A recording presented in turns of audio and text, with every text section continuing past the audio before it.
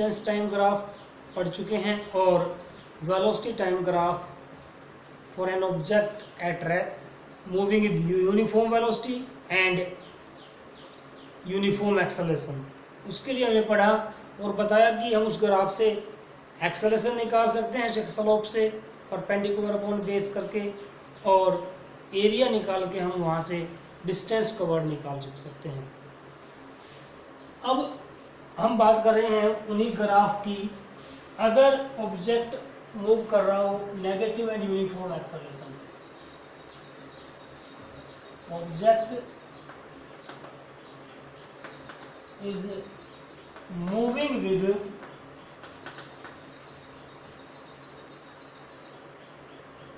Uniform negative acceleration,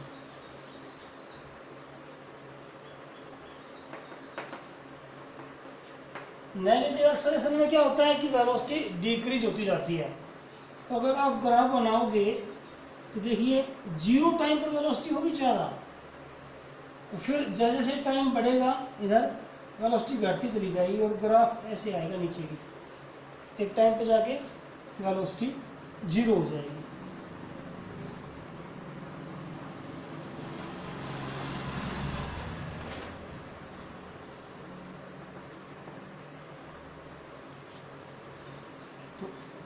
straight line graph है क्योंकि acceleration uniform ही है इसमें भी, लेकिन नेगेटिव है तो इसलिए इस तरफ का ढलान है। पॉजिटिव एक्सेलरेशन में भी स्ट्रेट लाइन आता है लेकिन इस तरफ आता है, ठीक है। तो ये इसके लिए हुआ। एक हम बात कर रहे हैं अगर ऑब्जेक्ट मूव कर रहा हो, object is moving with non uniform acceleration. Non uniform का मतलब कि इक्वल टाइम में अनइक्वल जो है चेंज होंगे वेलोसिटी में, कभी इंक्रीज ज़्यादा हो जाए कभी कम हो जाए या डिक्रीज भी हो सकती है। तो ग्राफ कैसा बनेगा देखिए, वेलोसिटी टाइम ग्राफ, इधर हो गया टाइम और इधर वेलोसिटी। मान लो स्टार्टिंग में इस प्रकार से ये स्लोप है, वेलोसिटी ऐसे इंक्रीज हो रही है, ठीक हो सकता है लाइन इधर हो जाए कि भाई उतना इंक्रीज ना रहे वेलोसिटी में, अब यहाँ पर ज़्यादा इंक्रीज होता है यहाँ कम इंक्रीज होगा, फिर वेलोसिटी घटनी शुरू हो जाए।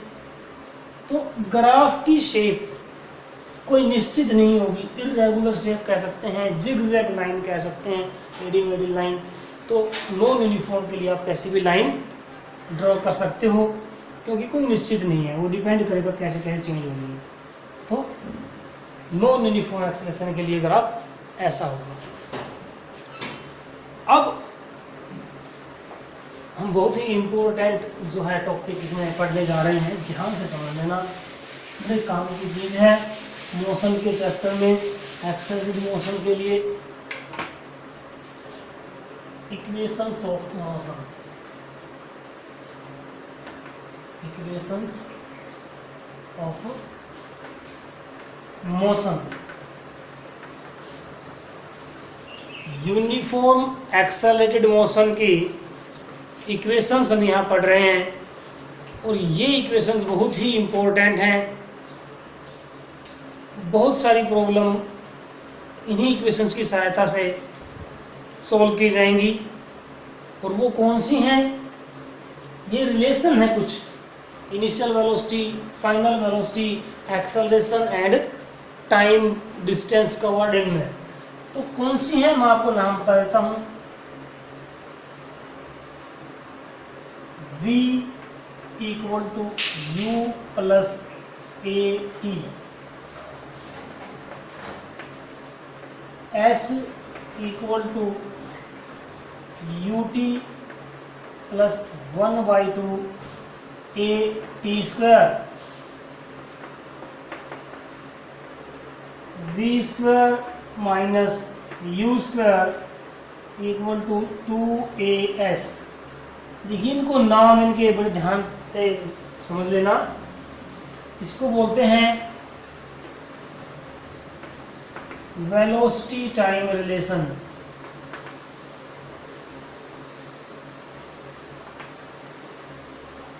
इसे बोलते हैं पोजीशन टाइम रिलेशन। इसे कहा जाता है पोजीशन वेलोसिटी रिलेशन। ठीक है, ये 3 इक्वेशन जिनको इक्वेशन ऑफ मोशन कहा जाता है फॉर यूनिफॉर्म एक्सेलरेटेड मोशन। यहाँ कौन सी चीज क्या है आपको क्लियर होना चाहिए, where u is initial velocity, v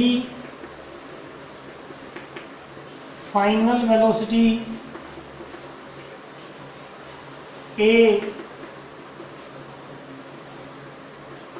acceleration, s distance covered, t time taken. Initial velocity वो होती है जब मोशन स्टार्ट होता है, यानी जब हमारा टाइम 0 होता है, स्टार्टिंग में 0 टाइम, जब हम यहाँ से ऑब्जर्व करना शुरू करते हैं। फाइनल वेलोसिटी अंतिम कितनी चेंज हो रही है, यानी acceleration, S distance covered and T time taken. ये इक्वेशन हम अब निकालेंगे, सोल्व करके बताएंगे ग्राफ से। यूनिफॉर्म एक्सेलरेटेड मोशन का जो हमने ग्राफ पढ़ा है, उस ग्राफ से इन तीनों को हम डिराइव करेंगे। ध्यान से देखिए,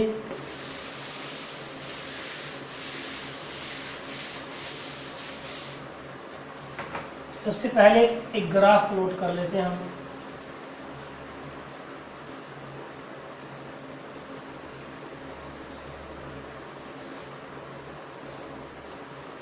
इधर टाइम, इधर वेलोसिटी। ये मान लीजिए 0 टाइम पर यहाँ पर कोई वेलोसिटी थी, ऑब्जेक्ट कितनी वेलोसिटी थी, और फिर बढ़ती चली गई, और किसी टाइम t पर इसकी वेलोसिटी ये होगी। इनिशियल वेलोसिटी मान लो वो थी u, फाइनल हो गई v। यहाँ टाइम t, यहाँ जी मान लो इस पॉइंट को हम कह रहे हैं a, इसे b, इसको c कह देते हैं। इस पॉइंट को यहाँ से परपेंडिकुलर डाल देते हैं यहाँ, और इसे कह रहे हैं d। इस पॉइंट को हम नाम देते हैं हम। ठीक है, ये ग्राफ है। यहाँ पर हम मान लेते हैं let a with uniform acceleration, uniform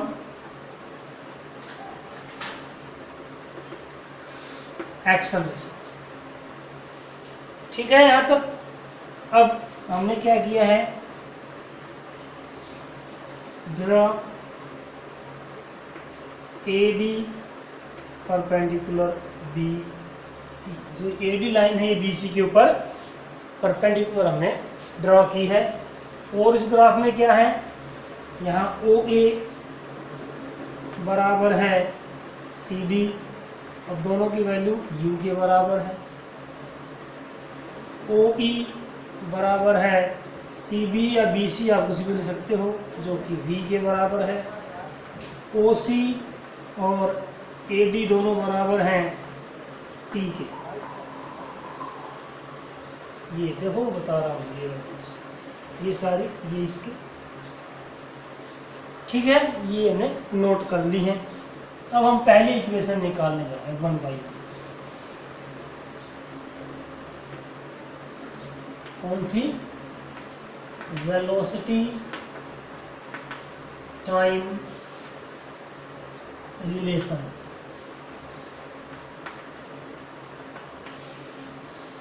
हमने पढ़ा था ग्राफ से अगर हमें एक्सेलरेशन निकालना है तो हम स्लोप ढलान से निकालते जो कि परपेंडिकुलर अपॉन बेस करके निकाला जाता है।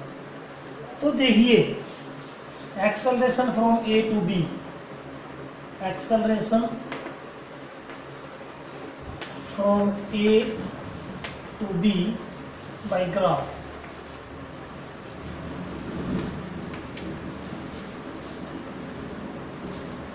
कैसे निकालेंगे? A equal to B D upon A D. B D की वैल्यू अभी एक बार मैं थोड़ा सा और करता हूँ। बी डी को एक बार ऐसे कैसे लिख देता हूँ, B D A D equal to t है, तो बी डी की वैल्यू एक तो यहाँ पर हो गई ए टी, काम आएगी हमें आगे। बी डी ये है बी डी, बी डी को मैं ऐसे लिख दूँ, ध्यान से देख लेना, सी बी या बी सी जो भी लिखो आप, ये पूरी वैल्यू माइनस सी डी। क्यों? बी डी ये था, इस लाइन में से ये काट दे तो यही बचेगा ना। और सी बी देखो कितनी है, सी बी हम लिख चुके हैं v, c d u a t. आगे equation v equal to u plus a t. दूसरी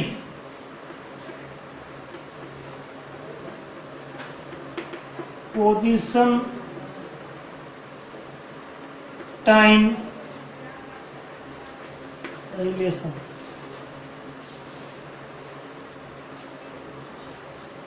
पोजीशन आर्यन डिस्टेंस का जिक्र करेंगे हम, और ग्राफ से अगर करें, हमें ए से बी तक जब ऑब्जेक्ट गया तो उसकी डिस्टेंस कवर्ड निकालनी है, तो बता था ग्राफ के नीचे का एरिया, तो इसका एरिया निकालेंगे हम, ये हिस्सा देखिए, मैं थोड़ा सा आपको बता देता हूँ, देखिए ध्यान से, इसका एरिया निकालेंगे। इसका एरिया दो तरीके से निकाल सकते हो कि आप ये पूरा ट्रेपेजियम बन रहा है, इसका एरिया निकाल लो, या दो हिस्सों में कर लो। अब हमारी पोजीशन टाइम रिलेशन है s equal to u t plus half a t square, दो हिस्सों में, तो उसको ये वाला मेथड लेंगे हम, distance covered, distance covered from A to B is S equal to area of O A B C O, ये उसको दो हिस्सों में लिख देते हैं, area of rectangle O A D C O पूरा लिखो तो, plus area of triangle, right angle triangle है 1/2, वैसे लिख देते हैं एक बार, तो area of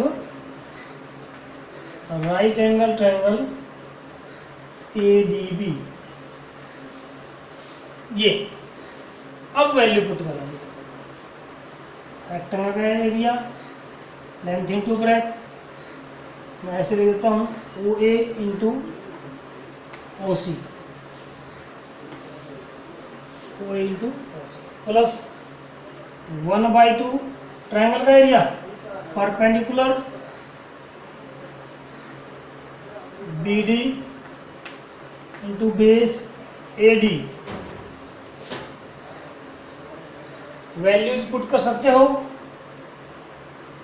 O A U है, O C T, 1/2 B D की वैल्यू आप यहाँ से पुट कर सकते हो, ये वाली ए टी वाली, ए इंटू टी, ए डी फिर टी है, पुट कर दिया। आ गई इक्वेशन, यहाँ देखिए इधर एस था, u t plus 1/2 a and t square,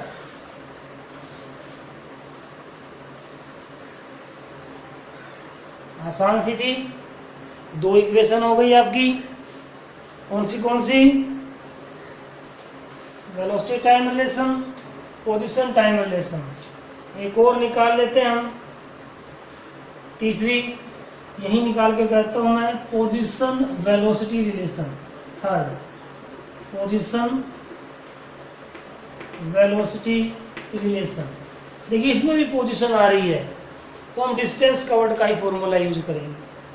distance covered, तो area of O A B C O. और अब की बार हम दूसरे मेथड से निकालेंगे, इसका एरिया जो निकालना हमें, ट्रेपेजियम का एरिया यूज करेंगे। एरिया ऑफ ट्रेपेजियम, जो क्या है, ये एक ट्रेपेजियम है। और ट्रेपेजियम का एरिया क्या होता है भाई, 1/2 sum of parallel sides. Parallel sides की एक ये दोनों O A plus C B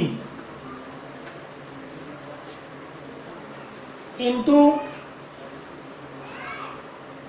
perpendicular distance between the parallel sides AD।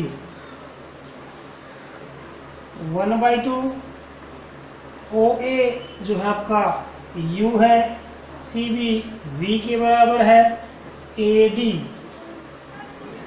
कितना है भाई, यहां से अगर आप देखें AD को आप लिख सकते हो, AD इधर आ जाएगा, इधर चला जाएगा, BD/A,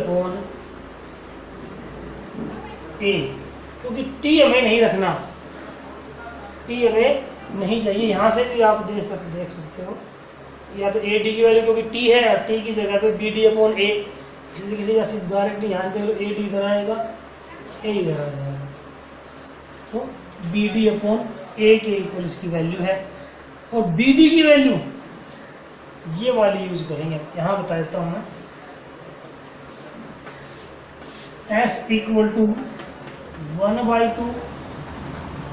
U + V। BD की जगह पे वही CB - CD करोगे आप, सीधा मैं लिख देता हूँ V - U/A। थोड़ा ध्यान से देखें, A + B, A - B। V जो है A का काम कर रही है, U B का काम कर रहा है, तो आइडेंटिटी मैथ की फॉर्मूला हो जाएगा A² - B², यानी V² - U² अपॉन A। दोनों को इधर ले आओ, 2 नीचे है, ऊपर आके मल्टीप्लाई हो जाएंगे, 2AS = V² - U²। तीसरी इक्वेशन। तो ये तीनों इक्वेशन ऑफ मोशन थी, बहुत ही इम्पोर्टेंट हैं, अच्छे से इनको याद रखेंगे। न्यूमेरिकल्स में कैसे यूज होंगे हम करेंगे, तो आपको पता चलेगा कितनी इम्पोर्टेंट है। ठीक है, अगर निकालनी आ जाए तो मैं तरीका बता दिया, इस प्रकार से निकाली जाएंगी, एग्जाम में आ जाती है निकालनी। ठीक है, equations of motion.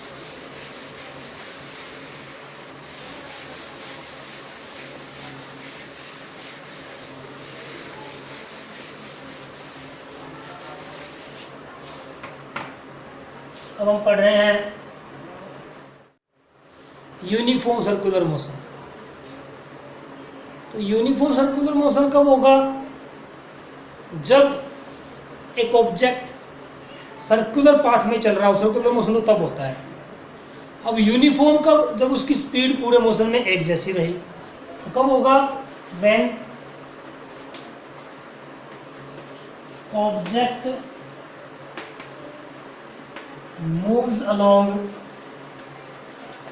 a circular path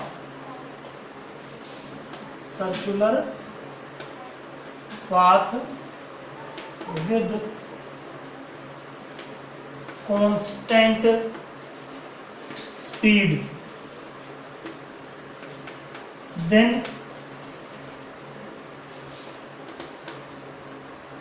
it is said to be in uniform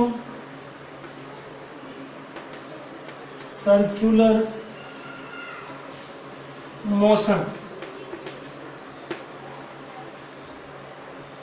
अब मैं थोड़ा सा आपको बता रहा हूँ कि एक्सेलरेटेड मोशन जो हमने पढ़ा, एक्सेलरेटेड मोशन कब कहा जाता है?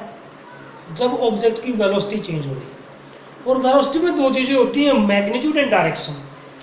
चाहे डायरेक्शन चेंज हो जाए, चाहे मैग्नीट्यूड चेंज हो जाए, या दोनों चेंज हो जाए, तो वेलोसिटी में चेंज कहा जाएगा। और एक्सेलरेशन, हम ऐसी सिचुएशन ले रहे हैं जब केवल मैग्नीट्यूड चेंज हो रहा हो, ना चेंज हो रहा हो, केवल डायरेक्शन चेंज हो रही हो। तो देखिए, मान लो ऑब्जेक्ट यहाँ से चला पॉइंट ए से, एक जैसी स्पीड से, कोई चेंज नहीं है। यहाँ आके डायरेक्शन चेंज होगी, स्पीड उतनी है अभी, फिर इधर चेंज हो गई, अब भी उतनी स्पीड है, और फिर इधर आ गया। ए से बी, सी, डी, इस प्रकार से वो जा रहा है।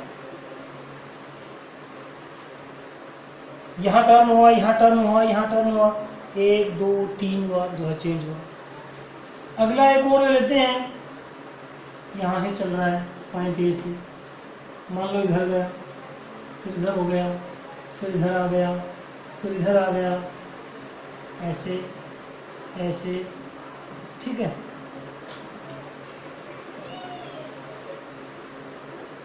इस प्रकार से A B C D E F G H.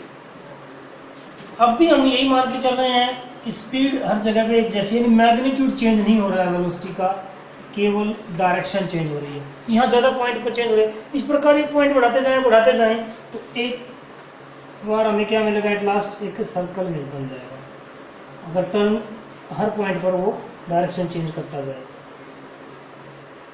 Circle ऐसे ही छोटे छोटे सेगमेंट्स को मिला के बना पॉइंट्स।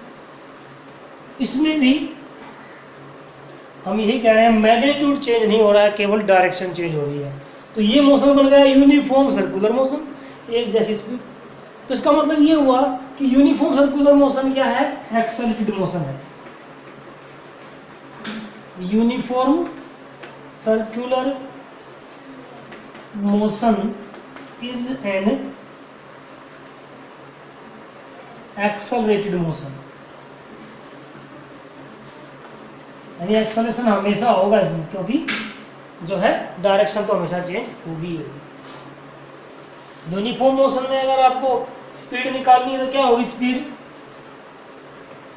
यूनिफॉर्म मोशन में, यूनिफॉर्म सर्कुलर मोशन में ऑब्जेक्ट की स्पीड निकालनी है। स्पीड क्या होती है?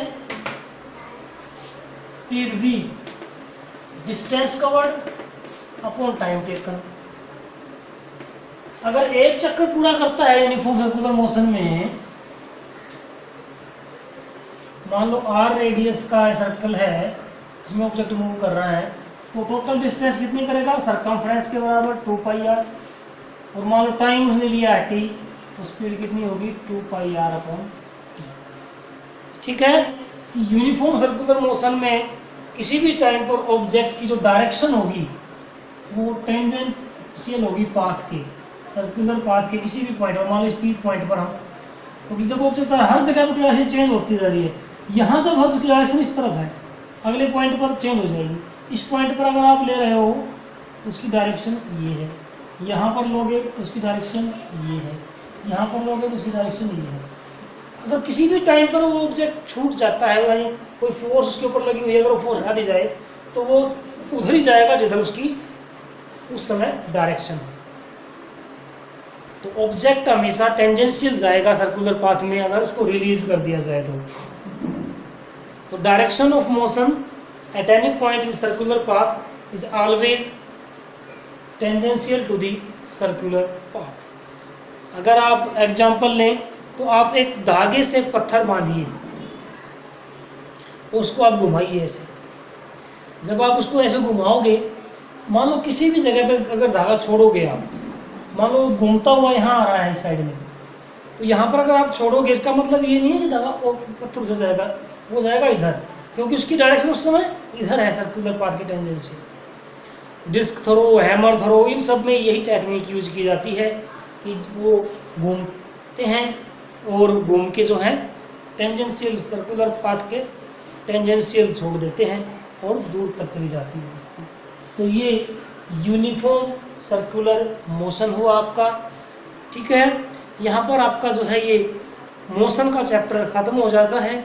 अभी हम इससे रिलेटेड इसमें जो है कुछ न्यूमेरिकल्स करेंगे, बताएंगे आपको नेक्स्ट वीडियो में, और बाकी फिर एक्सरसाइज आपको खुद अटेम्प्ट करनी है, प्रॉब्लम होंगी तो वो आपकी सॉल्व की जाएंगी। Okay, thank you.